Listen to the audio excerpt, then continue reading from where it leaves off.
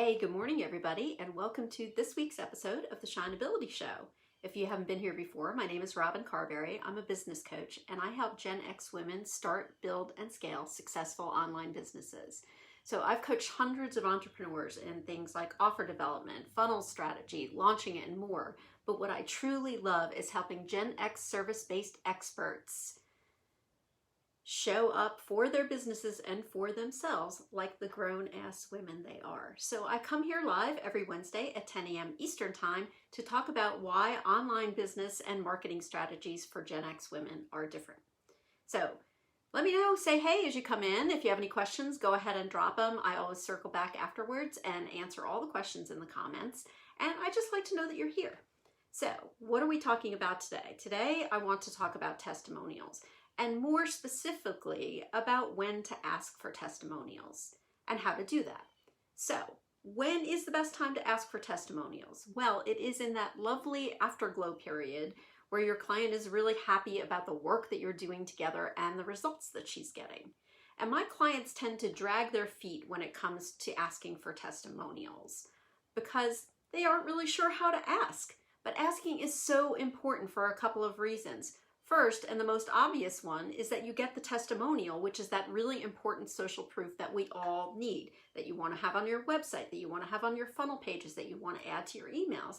But the second reason, and this is equally as important, is it gives you valuable feedback about the experience of working with you. You might find that a client points out a strength that you didn't even realize that you had, or points out an area where you might improve in the future. All of that is really valuable feedback. So here are some tips that I normally only share with my clients when it comes to making it easy for you and your client when you ask for a testimonial. So tip number 1, instead of asking for a testimonial, ask for feedback about the experience of working with you. This makes it easier on you and less pressure for the ask, and also less pressure on your client to respond. Second, make it easy as possible for your client to do the testimonial by sending her 5 to 7 questions that are simple to answer, but aren't just yes or no questions. That's important. Here are some example questions that you can use. First, what are some problems that you were experiencing in your business before we started working together? And then a follow-up question to that would be, how were you trying to solve those problems in your business before we started to work together? Another question would be, how has working with me made a difference in your business? And then another example is, what do you think is unique about the way I work with clients or what I'm able to do for clients? So mapping out those questions for your client makes the process easier for her, as opposed to just saying, hey, could you write me a testimonial? Nobody wants that, because that is just like, all of a sudden you got to sit down and fill out a blank page. That's hard to do, and nobody wants to do that. So you're more likely to get a response if you send specific questions that are simple to answer. So tip number 3, when you get those answers back, pull the most powerful statement out of those answers and make that the headline for your testimonial. Then arrange the rest of the answers so they tell a story. You want your testimonial to tell a little story. It's okay to maybe swap out a word here and there, but, and this is critical, you do not want to change the meaning of what it is that your client said. Sometimes you can swap words and not change the meaning, but sometimes swapping one word makes the whole thing a different story. You do not want to do that. Tip 4, when you have a draft testimonial that you're happy with, go ahead and send it to your client and ask for her approval of the testimonial and to use it. And be open to her edits.